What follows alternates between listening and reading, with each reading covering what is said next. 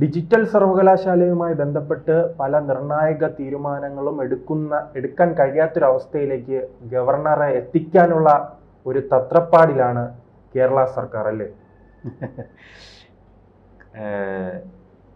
പറഞ്ഞതുപോലെ ഗവർണർ തലവനായിരിക്കുന്ന ഒരു സ്ഥാപനത്തിൽ നിന്ന്, അങ്ങനെ വേണമല്ലോ പറയേണ്ടത്, ഒരു സ്ഥാപനം അല്ലെങ്കിൽ ഒരു പ്രസ്ഥാനമാണല്ലോ സർവകലാശാല, അങ്ങനെയുള്ള ഒരു ഓർഗനൈസേഷനിൽ നിന്ന് ഗവർണറെ നീക്കം ചെയ്തുകൊണ്ടുള്ള ഉത്തരവിൽ ഒപ്പുവയ്ക്കാൻ ഗവർണറെ തന്നെ പ്രേരിപ്പിക്കുന്ന ഒരു കാര്യമാണ് ഇപ്പോൾ നടന്നിരിക്കുന്നത്. അതായത് നമ്മുടെ ഡിജിറ്റൽ സർവകലാശാലയുടെ VC-യെ നിയമിക്കുന്ന കാര്യത്തിൽ ഉൾപ്പെടെ, ഞാനിത് പറഞ്ഞത് ആലങ്കാരികമായിട്ടാണ്, പക്ഷേ ഗവർണറെ അങ്ങ് മാറ്റുന്നു എന്നല്ല. ഇപ്പോൾ ഉദാഹരണത്തിന് ഗവർണറെ ചാൻസലർ സ്ഥാനത്തുനിന്ന് മാറ്റാനുള്ള ബില്ല് ഒക്കെ ഇവർ പാസ്സാക്കി വിട്ടെങ്കിലും ഗവർണർ അത് ഒപ്പിട്ടിട്ടില്ല. കഴിഞ്ഞ ഗവർണറുടെ കാലത്താണ്, ആരിഫ് മുഹമ്മദ് ഖാൻ ഗവർണറായിരുന്നപ്പോഴാണ്, അതിൽ അദ്ദേഹം ഒപ്പുവെച്ചിട്ടില്ല. അപ്പോൾ ഗവർണർ ഒപ്പുവെക്കാതെ അത് നിയമമാകത്തില്ലല്ലോ. പിന്നെ അത് രാഷ്ട്രപതിക്കൊക്കെ അയച്ചത് ഇപ്പോൾ കോടതിയിൽ വ്യവഹാരത്തിൽ നിൽക്കുകയാണ്. നമ്മളതിനെക്കുറിച്ച് കൂടുതൽ ഇപ്പോൾ പരാമർശിച്ചിട്ട് കാര്യമില്ല. ഇപ്പോൾ ഡിജിറ്റൽ സർവകലാശാലയിലേക്ക് വന്നാൽ സ്ഥിതി കുറച്ചുകൂടെ തന്ത്രപരമായിട്ടാണ് നീങ്ങിയിരിക്കുന്നത്. അതായത് ഗവർണറെ ആ ചാൻസലർ സ്ഥാനത്ത് തന്നെ ഇരുത്തിയിരിക്കുകയാണ്.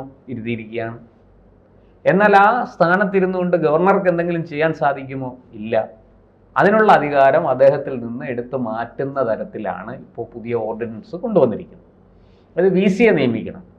VC-യെ നിയമിക്കണമെങ്കിൽ UGC ചട്ടം അനുസരിച്ച് ചാൻസലറാണ് സെർച്ച് കമ്മിറ്റിയെ നിയോഗിക്കേണ്ടത്. അപ്പോൾ സെർച്ച് കമ്മിറ്റിയിൽ ഇന്ന മേഖലകളിലുള്ള ആൾക്കാർ വേണം. അപ്പോൾ സെർച്ച് കമ്മിറ്റിയെ കോർഡിനേറ്റ് ചെയ്യാൻ, ഏകോപിപ്പിക്കാനായിട്ട് സംസ്ഥാന ചീഫ് സെക്രട്ടറിയാണ് നിയോഗിക്കപ്പെടുന്നത്. അപ്പോൾ സ്വാഭാവികമായിട്ടും ചീഫ് സെക്രട്ടറിയും ആ സെർച്ച് കമ്മിറ്റിയിൽ വരും. ഈ സെർച്ച് കമ്മിറ്റിയാണ് വൈസ് ചാൻസലർ ആകേണ്ടവരുടെ ഒരു ലിസ്റ്റ് തയ്യാറാക്കി, ഒരു പാനൽ തയ്യാറാക്കി ഗവർണർക്ക് കൊടുക്കുന്നത്.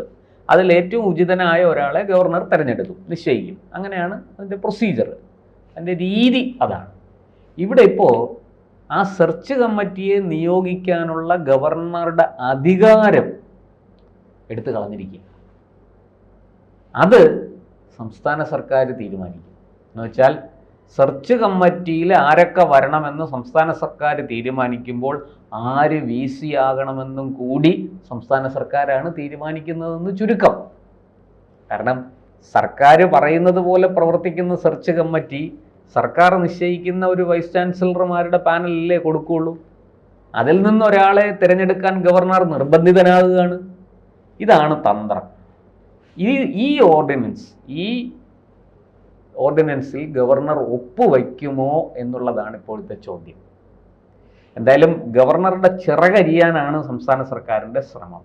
വളരെ സ്നേഹത്തോടു കൂടി ചിരിച്ചുകൊണ്ട് നല്ല വർത്തമാനമൊക്കെ പറഞ്ഞ് ഈ ചിറക് കണ്ടിക്കുക, അതാണ് രീതി. ഈ നക്കിക്കൊല്ലുക, സ്നേഹിച്ച് നക്കിക്കൊല്ലുക എന്ന് നമ്മൾ കേട്ടിട്ടില്ലേ, അതുപോലെ. അപ്പോൾ ഗവർണർ അതിന് വഴങ്ങുമോ, അതിൽ ഒപ്പിടുമോ എന്നുള്ളതാണ്. സ്വാഭാവികമായിട്ടും ഒരു ഗവർണറും അതിൽ ഒപ്പിടാനുള്ള സാധ്യതയില്ല. രാജേന്ദ്ര ആർലേക്കർ ആരിഫ് മുഹമ്മദ് ഖാനേക്കാൾ കുറേ കൂടി ഷാർപ്പാണ്, കൂർമ്മ ബുദ്ധിയുള്ള ആളാണ്. അദ്ദേഹം വികാര വിക്ഷോഭങ്ങൾക്ക് അടിമയല്ല. മറ്റേ അദ്ദേഹമാണെങ്കിൽ കുറച്ചൊക്കെ പ്രതികരിക്കും എങ്കിലും ചെയ്യും. അദ്ദേഹവും വളരെ ഷാർപ്പായിരുന്നു, കൂർമ്മ ബുദ്ധിക്കാരനാണ്. അദ്ദേഹം പെട്ടെന്ന് എന്താ പറയണ്ടേ, ഏത് രാഷ്ട്രീയ അടവ് നയത്തെയും പ്രതിരോധിക്കാൻ കഴിവുള്ള, അതിന് കാര്യങ്ങൾ അറിയുന്ന, പ്രത്യേകിച്ചും നിയമപരിജ്ഞാനം നല്ലപോലെ ഉള്ള, നടപടിക്രമങ്ങളെക്കുറിച്ച് നല്ല അറിവുള്ള, പാർലമെന്ററി രംഗത്ത് ശോഭിച്ച ഒരാളായിരുന്നു ആരിഫ് മുഹമ്മദ് ഖാൻ. ഇദ്ദേഹവും അങ്ങനെയൊക്കെയുള്ള ആളാണ്. അദ്ദേഹം ഗോവയിൽ മന്ത്രിസഭയിലൊക്കെ ഉണ്ടായിരുന്ന ആളാണ്. എങ്കിലും ആരിഫ് മുഹമ്മദ് ഖാനെ പോലെ വലിയ രാജ്യം മുഴുവനും കത്തിപ്പടർന്ന ഒരു വിവാദത്തിന് ഹേതുവായ ആളല്ല രാജേന്ദ്ര ആർലേക്കർ. നമുക്കതിലേക്ക് പോകണ്ട, അതല്ല നമ്മുടെ വിഷയം.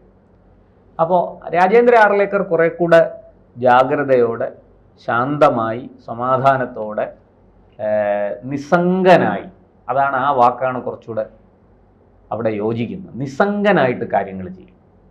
അദ്ദേഹത്തെ കണ്ടാൽ അദ്ദേഹം പെട്ടെന്ന് ക്ഷോഭിച്ച് വികാര വിക്ഷോഭങ്ങൾക്ക് വശംവദനായി അങ്ങനെയൊന്നുമല്ല. വളരെ ശാന്തനായിരുന്ന് താൻ ചെയ്യേണ്ടത് ചെയ്യും. ആരിഫ് മുഹമ്മദ് ഖാൻ ഒന്നും അല്ലെങ്കിൽ കുറച്ച് ദേഷ്യപ്പെടുകയെങ്കിലും ചെയ്യും. നമ്മളത് കണ്ടതാണ്. അദ്ദേഹത്തെ റോഡിൽ തടയാൻ SFI ശ്രമിച്ചപ്പോൾ അദ്ദേഹം അവിടെ കാറ് നിർത്തി അവിടെ ഇറങ്ങി നടു റോഡിൽ അവിടെ ഒരു കടയിൽ കയറി ഇരുന്നു.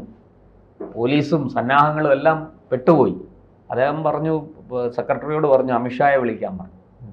ഒരു ഗവർണറെ ഇങ്ങനെയാണോ കൈകാര്യം ചെയ്യുന്നത്? ഇങ്ങനെയാണോ ഒരു ഗവർണറോട് പെരുമാറേണ്ടത് എന്ന് ഈ സംസ്ഥാന സർക്കാരിനെ പഠിപ്പിച്ചു കൊടുത്തിട്ട് തന്നെ വേറെ കാര്യം എന്നായിരുന്നു അദ്ദേഹത്തിൻ്റെ അന്നത്തെ ഒരു അദ്ദേഹം ചിന്തിച്ചതും പ്രവർത്തിച്ചതും എല്ലാം അങ്ങനെയാണ്. പക്ഷെ പിന്നീടത് അങ്ങ് സോൾവായി. അദ്ദേഹം യാത്ര തുടരുകയും ചെയ്തു. അതായത് SFIയെ വരച്ച വരയിൽ നിർത്താൻ ഒരു പാഠം പഠിപ്പിക്കാൻ ആരിഫ് മുഹമ്മദ് ഖാന് സത്യത്തിൽ സാധിച്ചു. അവരങ്ങനെയൊന്നും അല്ല, ഗവർണറെ ഞങ്ങൾ ഇവിടുന്ന് ഓടിച്ചു. കാലാവധി കഴിഞ്ഞപ്പോൾ അദ്ദേഹം ഇവിടുന്ന് മാറി പുതിയ ആൾ വന്നു. കമ്മലിട്ടവൻ പോയപ്പോൾ കടുക്കനിട്ടവൻ വന്നു എന്ന് പറഞ്ഞ പോലെയായി ഇപ്പോഴത്തെ കാര്യം. ആരിഫ് മുഹമ്മദ് ഖാനേക്കാൾ ഒരു പടി കുറെ കൂടി കർക്കശക്കാരനാണ് രാജേന്ദ്ര ആർലേക്കർ എന്ന് പറയേണ്ടിയിരിക്കുന്നു. എന്തായാലും അങ്ങനെയുള്ള രാജേന്ദ്ര ആർലേക്കറുടെ ചിറകരിയാനാണ് സംസ്ഥാന സർക്കാർ ഈ ഡിജിറ്റൽ സർവകലാശാല VC നിയമനത്തിന് സെർച്ച് കമ്മിറ്റി രൂപീകരിക്കുന്നതിനെ സംബന്ധിച്ച ഓർഡിനൻസ് കൊണ്ടുവന്നതിലൂടെ ചെയ്തിരിക്കുന്നത്. ഇത് ഗവർണർ അംഗീകരിക്കും എന്ന് എനിക്ക് തോന്നുന്നില്ല. സംസ്ഥാന സർക്കാരിന് അതിനകത്തൊരു ഗൂഢ ഉദ്ദേശ്യമുണ്ട്. ഉദാഹരണത്തിന് ഡോക്ടർ സിസ തോമസിനെ പോലെയുള്ളവർ VC ആയിട്ട് കടന്നു വരരുത്. സിസ തോമസിൻ്റെ പ്രത്യേകത എന്താണെന്ന് നമുക്കറിയാം. അവർ അഴിമതി നടത്തില്ല, അഴിമതിക്ക് കൂട്ടുനിൽക്കില്ല. അവർ സ്വജനപക്ഷപാതം പ്രവർത്തിക്കില്ല, സ്വജനപക്ഷപാതത്തിന് കൂട്ടുനിൽക്കില്ല. പിൻവാതിൽ നിയമനം ഉൾപ്പെടെയുള്ള കാര്യങ്ങളിൽ VC ശക്തമായ വിയോജിപ്പ് രേഖപ്പെടുത്തും സിസ തോമസ് ആണെങ്കിൽ, അല്ലേ? അങ്ങനെയുള്ള ആ സിസ തോമസിനെ പോലെയുള്ളവർ വൈസ് ചാൻസലറുടെ കസേരയിൽ ഇരിക്കരുത്. അതാണ് സംസ്ഥാന സർക്കാരിൻ്റെ തീരുമാനം. അതിനു വേണ്ടിയിട്ടാണ് ഈ ഓർഡിനൻസ് കൊണ്ടുവന്നിരിക്കുന്നത് എന്ന് പറഞ്ഞാൽ തെറ്റില്ല.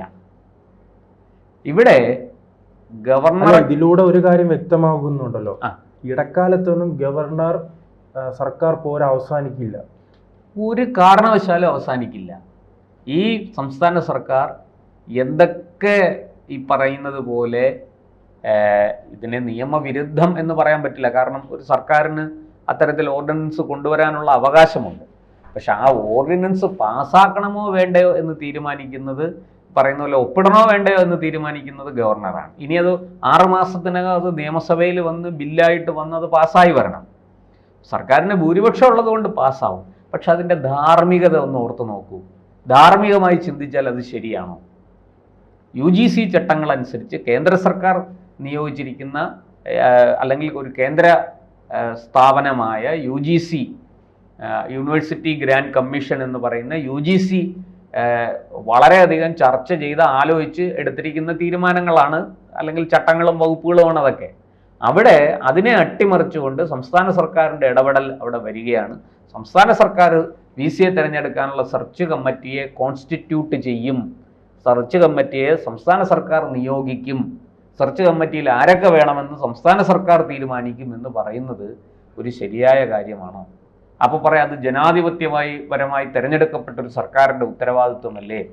ജനാധിപത്യപരമായി തിരഞ്ഞെടുക്കപ്പെട്ട ഒരു സർക്കാരാണ് ഈ ഗവർണറെ ഇങ്ങോട്ട് അയച്ചിരിക്കുന്നത്. അല്ലാതെ ഗവർണർ, രാഷ്ട്രപതിയാണ് കേന്ദ്ര സർക്കാരിൻ്റെ ശുപാർശ അനുസരിച്ച് ഗവർണറെ നിയമിക്കുന്നത്. അവിടെ ആ രാഷ്ട്രപതിയുടെ ഉത്തരവാദിത്വത്തെയും അധികാരത്തെയും ഒക്കെ ചോദ്യം ചെയ്യാനാണോ നിങ്ങൾ ഉദ്ദേശിക്കുന്നത്? ഒരു സംസ്ഥാന സർക്കാർ അതിനാണോ പ്രവർത്തിക്കുന്നത്?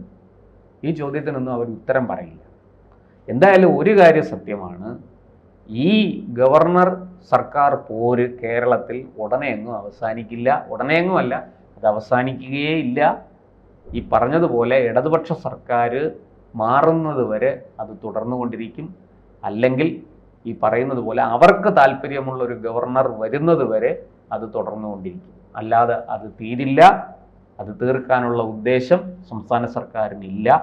എന്ത് വില കൊടുത്തും തങ്ങളുടെ താല്പര്യങ്ങൾ സംരക്ഷിക്കാനാണ് സർക്കാർ മുന്നോട്ട് പോകുന്നത്. ആ തീരുമാനത്തിലാണ് സർക്കാർ ഉറച്ചു നിൽക്കുന്നത്. അത് നമ്മുടെ സംസ്ഥാനത്തിന് ഗുണം ചെയ്യുമോ ഇല്ലയോ എന്ന് പോലും ചിന്തിക്കുന്നില്ല. തങ്ങൾക്ക് ഹിതകരമായത്, തങ്ങൾക്ക് ഇഷ്ടമുള്ളത് ചെയ്യും. അതിന് ഗവർണർ ഒപ്പിട്ടുകൊള്ളണം. ഈ ഒരു നിലപാടാണ് സംസ്ഥാന സർക്കാരിൻ്റെത്. അതിപ്പോൾ വീണ്ടും ഈ ഒരു ഓർഡിനൻസിലൂടെ കുറെ കൂടെ വ്യക്തമായിരിക്കുകയാണ്.